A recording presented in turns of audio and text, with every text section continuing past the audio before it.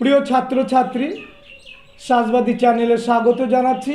আমি বছরের শুরুতে কথা দিয়েছিলাম যে আমার স্টুডেন্টদের আমি নিয়ে আসবো আমার চ্যানেলে, যারা উচ্চ মাধ্যমিকে কত পেয়েছিল ইতিহাসে এবং তারা কিভাবে লিখেছিল উত্তরটা, কিভাবে প্রস্তুতি নিয়েছিল, সম্পূর্ণটা এই ভিডিওতে আমরা আজকে তুলে ধরবো। এবং পাশাপাশি এই ভিডিওতে থাকবে এবছরের গুরুত্বপূর্ণ সাজেশান।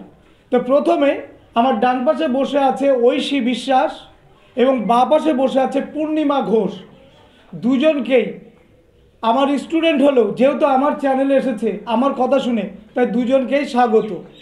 পূর্ণিমা ঘোষ এবং দুজনেই এরা গত বছর উচ্চ মাধ্যমিক পরীক্ষা দিয়েছিল এবং পূর্ণিমা ঘোষের রোল নাম্বার 461921 এবং নম্বরটা 1421 এবং রেজিস্ট্রেশন নাম্বারটা ওর ছিল 4212407913। এতটা অথেন্টিকভাবে বলছে এই কারণে, কারণ অনেকে মনে করতে পারে যে স্যার ফেক ভিডিও বানাচ্ছেন আমাদের জন্যে। ওই জায়গাটায় যাব না কোনো দিনও, এটা আমার প্রতিজ্ঞা। তা পূর্ণিমা ঘোষকে প্রথমেই বলি যে ও উচ্চ মাধ্যমিকে কত পেয়েছিল? 93। আর কাছে না 93। একটু জোরে বলবি। হ্যাঁ, 93 পেয়েছিল। এবার উচ্চ মাধ্যমিক পরীক্ষার আগে ও কেমন প্রস্তুতি নিয়েছিল ওর মুখ থেকে একটু শুনে নিই। মাইক্রোফোনটা মুখে নিয়ে বল। আমাদের যেহেতু এইচএস পরীক্ষা ছিল, সেই জন্য আমরা বছরের প্রথম থেকেই আমাদের পড়াশোনাটা লাগাতার চালিয়ে গিয়েছিলাম। আমরা প্রতিদিনের পড়াটা প্রতিদিন রেডি করতাম এবং সপ্তাহের শেষে সেটাকে আবার আমরা অনুশীলন করতাম, যাতে আমাদের পড়াটা মনে আছে কিনা সেটা দেখতাম। এবং স্যারও আমাদের নিয়মিত পরীক্ষা নিতেন। আমাদের এক একটা অধ্যায় শেষ হয়ে যাওয়ার পরেই স্যার আমাদেরকে পরীক্ষা নিতেন, যাতে আমাদের কোয়েশ্চেনগুলো আমরা ভালোভাবে জানতে পারি। এবং স্যার আমাদের খুব সহযোগিতা করতো যাতে আমরা পরীক্ষাটা ভালোভাবে দিতে পারি। পরীক্ষার আগের দিন পর্যন্ত, মানে পরীক্ষা শেষ হওয়ার পরীক্ষা হওয়ার কিছুদিন আগে পর্যন্ত স্যার আমাদের প্রতিনিয়ত কোয়েশ্চেনের সেট প্র্যাকটিস করাতেন। এছাড়াও আমাদেরকে বাড়িতে প্র্যাকটিস সেট দিতেন বিভিন্ন, যাতে করে আমরা আমাদের এই কোয়েশ্চেনগুলো ভালোভাবে প্র্যাকটিস করতে পারি। এবং আমাদের পরীক্ষার জন্য গুরুত্বপূর্ণ কোয়েশ্চেনগুলো স্যার আমাদেরকে বলে দিয়েছিলেন। সেই জন্য আমরা আমাদের পরীক্ষাটা ভালোভাবে দিতে পেরেছি। আচ্ছা, এবারে যে প্রশ্নটা করব আমরা ঐশীর কাছে দিচ্ছি আমি মাইক্রোফোনটা। ঐশী, তুমি বলো, তুমি উচ্চ মাধ্যমিক ইতিহাসে কত পেয়েছিলে? আমি 91 পেয়েছিলাম। ও 91 পেয়েছিল। আচ্ছা, এবার ঐশীর কাছে আমি প্রশ্ন করছি যে ঐশী, তুমি টেক্সট বইটাকে বেশি গুরুত্ব দিয়েছিলে না সহায়িকা বইটা বেশি গুরুত্ব দিয়েছিলে? আমি অবশ্যই টেক্সট বইকে বেশি গুরুত্ব দিয়েছিলাম, কারণ টেক্সট বইয়ের অনেক তথ্য যেগুলো আমরা আন্ডারলাইন করে পড়তাম আর সেগুলোকে মানে ফুট নোট করতাম, করে সেগুলোকেই বেশি গুরুত্ব দিতাম সহায়িকার থেকে। কারণ দেখা যায় যে অনেক সহায়িকাতে অনেক ভুল তথ্য দেওয়া থাকে, তার থেকে টেক্সট বইতে অনেক গুরুত্বপূর্ণ তথ্য দেওয়া থাকতো। এই জন্য আমি বছরের প্রথম থেকেই বলেছিলাম যে টেক্সট বইটার ওপরে বেশি গুরুত্ব দিতে, কারণ টেক্সট বইটা হচ্ছে আমাদের মূল বই, ওইটাকে গুরুত্ব আজও দিতে বলছি পরীক্ষার আগে। আচ্ছা, এবারের প্রশ্ন পূর্ণিমার কাছে আসি যে বড় উত্তর কিভাবে লিখেছিলে? আমি কিভাবে বলেছিলাম আর তোমরা কিভাবে উত্তরগুলো, বড় প্রশ্নের উত্তরগুলো কিভাবে লিখেছিলে? স্যার আমাদেরকে সবসময় বলতেন, এখানেও প্র্যাকটিস করাতেন, যে আমরা যাতে বড় কোয়েশ্চেনের যে হেডিংগুলো সেটা একটা অন্য কালি এবং সেটাকে একটু বড় করে লিখি, যাতে স্যাররা বুঝতে পারেন যে এটা আমাদের পয়েন্ট আর নিচে হচ্ছে আমাদের সেই পয়েন্টের বেসিসে আমরা উত্তর লিখতাম। এবং এই আমাদের যখন কোনো সাল বা কোনো কিছু মনে থাকতো না, তো আমরা সেটাতে সাল দিতাম না। আর যদি আমরা কখনো পয়েন্টও ভুলে যেতাম, তো সেখানে আমরা প্যারা করে কোয়েশ্চেনের অ্যান্সারগুলো লিখতাম।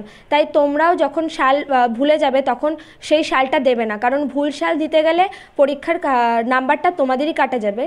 আর যখন কোনো হেডলাইন যখন তোমাদের মনে থাকবে না বা হেডিং মনে থাকবে না, তখন তোমরা প্যারা করে লিখে দেবে, যাতে লেখাটা ভালো লাগে দেখতে। শুনে নিলে তাহলে কিভাবে লিখতে হবে আমি অলরেডি ভিডিও দিয়েছিলাম এবং বলেছিলাম যে এইভাবে খাতাগুলো প্রস্তুত করতে হবে। যাই হোক, এবার আমি ঐশীর কাছে প্রশ্নে আসি। যে প্রশ্নটা ঐশীকে করব যে ইতিহাস পরীক্ষার আগের দিন তুমি কেমন প্রস্তুতি নিয়েছিলে? ইতিহাস পরীক্ষার আগের দিন, কিন্তু সারা বছর নয়, অর্থাৎ পরীক্ষার 24 ঘন্টা আগে, ইতিহাস পরীক্ষার 24 ঘন্টা আগে তুমি কেমনভাবে প্রস্তুতি নিয়েছিলে? আমি খুব বেশিক্ষণ পড়িনি, 3-4 ঘন্টা মতো পড়েছিলাম মোট 24 ঘন্টার মধ্যে। কারণ মানসিক বেশি প্রেশার নিইনি, রিল্যাক্স থাকার চেষ্টা করেছি, যে মানে যেইটুকু এত বছর পড়েছি তারই একটুখানি রিভাইজ করেছি যার মধ্যে যতটা করা যায়। আর শর্ট প্রশ্নের উপর বেশি গুরুত্ব দিয়েছি, কারণ ওইগুলোতে খুব মানে নাম্বার তোলা যায়। ওইগুলো মানে প্রত্যেক 1 নম্বরেরটা 1 নম্বরই পাওয়া যায়, কিন্তু 8 নম্বর বা 9 নম্বরের প্রশ্নে পুরোটা লিখে ওই ফুল নাম্বার পাওয়া অনেক কষ্টকর, কিন্তু তাও চেষ্টা করলে পাওয়া যায়। তাও চেষ্টা করলে পাওয়া যায়, এবং সেক্ষেত্রে ওরা পেয়েছে, কিন্তু নম্বরটা কতটা পেয়েছে তোমরা জানো। আর শর্ট প্রশ্ন তো অবশ্যই গুরুত্ব দিতে হবে।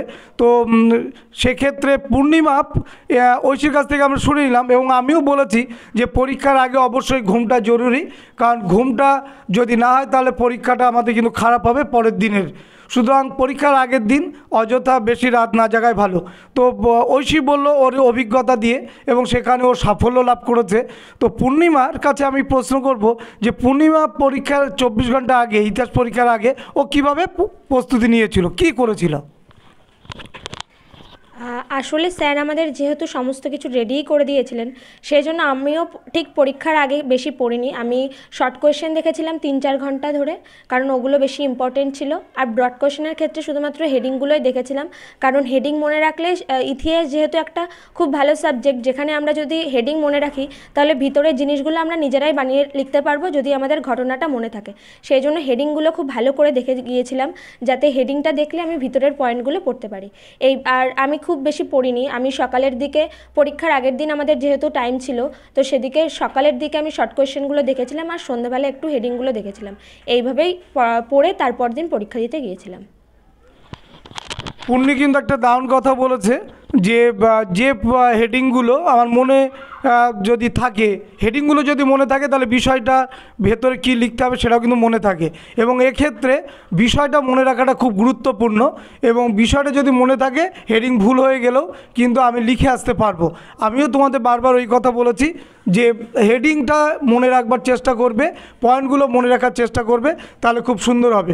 দুজনকেই পরীক্ষার আগে তাদেরও পরীক্ষা চলছে, এবং তারাও আমার ডাকে যে সাড়া দিয়ে এসেছে তার জন্য ধন্যবাদ।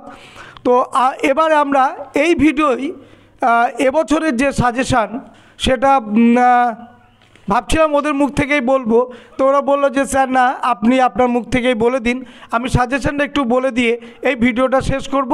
এবং তোমরা যারা উচ্চ মাধ্যমিক পরীক্ষার্থী এবার 2024-এ, তোমরা কিন্তু এদের অভিজ্ঞতাগুলো শুনলে, সেইগুলো এখনও যে সময় আছে সেই সময় মতো তোমরা যদি সেইভাবে প্রস্তুতি নাও, তোমাদেরও কাছে কিন্তু অধরা থাকবে না, জয় কিন্তু কাঙ্ক্ষিত জয় হাতের মুঠোয় থাকবে। আচ্ছা, এবারে বলে দিই এবছর 2024-এর জন্য গুরুত্বপূর্ণ যে প্রশ্নগুলো সেইগুলো। জাদুঘর কাকে বলে? অতীত পুনর্গঠনে জাদুঘরের ভূমিকা। জাদুঘরের প্রকারভেদগুলি উল্লেখ করো। উপনিবেশবাদ ও সাম্রাজ্যবাদ বিষয়ে হবসন ও লেনিনের ভূমিকা বা বক্তব্য লেখো। ক্যান্টন বাণিজ্যের বৈশিষ্ট্য ও অবসানের কারণ লেখো। কোম্পানির আমলে বিভিন্ন ভূমি রাজস্ব ব্যবস্থা উল্লেখ করো। রেলপথ প্রবর্তনের উদ্দেশ্য ও ভারতীয় অর্থনীতির প্রভাব লেখো। সৈয়দ আহমেদ খাঁর ভূমিকা লেখো। 1909 সালে মল্লে মিন্টো সংস্কার আইন ও 1935 সালে ভারত শাসন আইনের প্রেক্ষাপট ও শর্তাবলী লেখো। অবশিল্পায়নের কারণ ও ফলাফল লেখো। 1946 খ্রিস্টাব্দে নৌবিদ্যের কারণ ও ফলাফল লেখো। শিক্ষা ও সমাজ সংস্কারে বিদ্যাসাগরের ভূমিকা লেখো। রাওলাট আইনের উদ্দেশ্য কী ছিল, শর্তগুলো কী ছিল, গান্ধীজি কেন রাওলাট আইনের বিরোধিতা করেছিলেন, ক্রিপস মিশন কেন ভারতে এসেছিলেন, এর প্রস্তাবগুলি কী ছিল, এই প্রস্তাব ব্যর্থ হয় কেন, জোট নিরপেক্ষ নীতি বলতে কী বোঝো, এর উদ্দেশ্য কী ছিল এবং ভারতে এর ভূমিকা কী ছিল, ট্রুম্যান ও মার্শাল পরিকল্পনার উদ্দেশ্য লেখো। সার্ক গঠনের প্রেক্ষাপট ও উদ্দেশ্য লেখো। এছাড়া আর 4টে প্রশ্ন তোমরা দেখে যাবে। নাম্বার 1, স্মৃতিকথার গুরুত্ব, চিরস্থায়ী বন্দোবস্ত, হোচিমিনের নেতৃত্বে ভিয়েতনামের মুক্তিযুদ্ধ, মে 4 আন্দোলন ও কিউবার ক্ষেপণাস্ত্র সংকট। 5টা প্রশ্ন। এই প্রশ্নগুলো কিন্তু এবছরের জন্য খুব গুরুত্বপূর্ণ। এখনও যারা এই প্রশ্নগুলো রেডি করনি তাদের কাছে বিশেষ ঘোষণা, তোমরা অবশ্যই এই প্রশ্নগুলো দেখে যাও এবং নিজের ইতিহাস নিজেই রচনা করো। সবাইকে ধন্যবাদ।